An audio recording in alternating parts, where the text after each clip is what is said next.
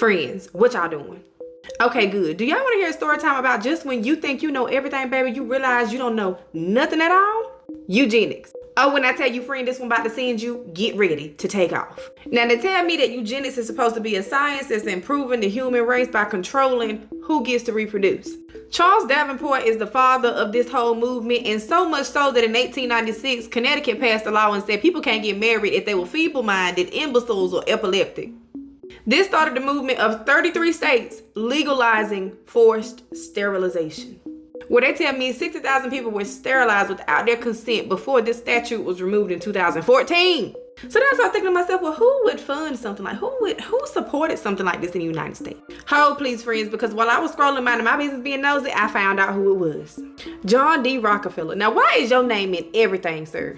Now, they tell me the forcible sterilization was also championed and supported by Margaret Sanger, and this woman is the founder of Planned Parenthood, but we're going to come back to you, girl, because we got your number. Hold, please. And it was also supported by this woman, Helen Keller. Now, Helen, I got some questions for you. I don't know what. We're going to talk about you later, because somebody lying, and it ain't me. In a 1927 Supreme Court ruling, Buck versus Bell, it says that the state could forcibly sterilize you if you deemed to be unfit. At this time, the majority in the country felt like they was being outnumbered, and they did not want that. So they targeted the people to be sterilized as black folks who was on welfare. Now, back in the 1800s, they had breeding farms that was okay for black people to reproduce at mass rates because they were slaves. By the 1900s, they felt like these oppressed and disenfranchised people did not deserve to be on welfare. Although they had little to no rights, did not receive equal pay, did not receive their 40 acres and a mule, did not have family to leave anything to them, did not have a culture or anything, they didn't deserve to be on welfare. So they forced black people to be sterilized in order to keep their welfare benefits. So then I said, well, who set the standard on what people need to be sterilized? I'm sure it's a very nice, wholesome, fair person that set these standards. Wrong. Margaret Sanger. Now, don't look at us like that because you know what you did.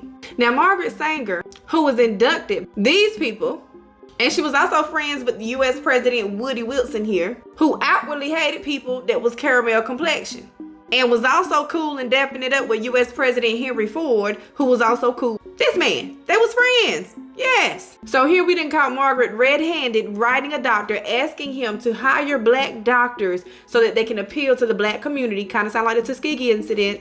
And she says in her letter, y'all can pause the screen and read it, we do not want word to get out that we want to exterminate the Negro population. Child, then they wonder why folks don't be trusting nobody. This eugenics process was so evil, child, that even Germany and Hitler practiced this during World War II. And Hitler himself praised Margaret Sanger. Now, you would think after World War II, people would stop this and say, this is not right. Wrong. It went crazy after World War II. It got worse, especially in North Carolina. It went from 23% black people being sterilized to 64%.